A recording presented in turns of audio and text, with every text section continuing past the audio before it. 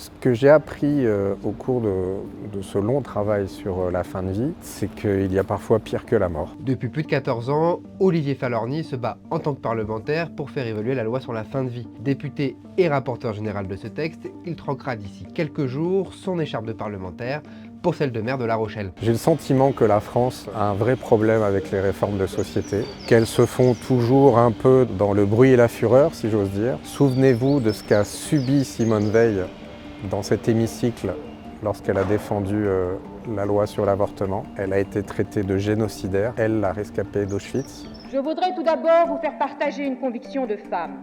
Je m'excuse de le faire devant cette assemblée presque exclusivement composée d'hommes.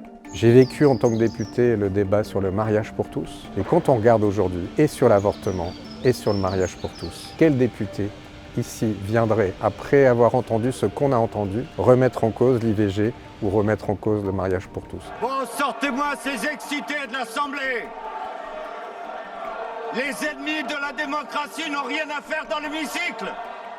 J'ai essayé, en tant que rapporteur général, d'avoir un débat apaisé, serein, constructif. Je pense qu'on y est en partie arrivé, mais néanmoins, qu'est-ce qu'on peut entendre comme contre-vérité, comme argument fallacieux? Après avoir été scindé en deux textes par le gouvernement Bayrou, le projet de loi sur la fin de vie poursuit son parcours parlementaire au Sénat.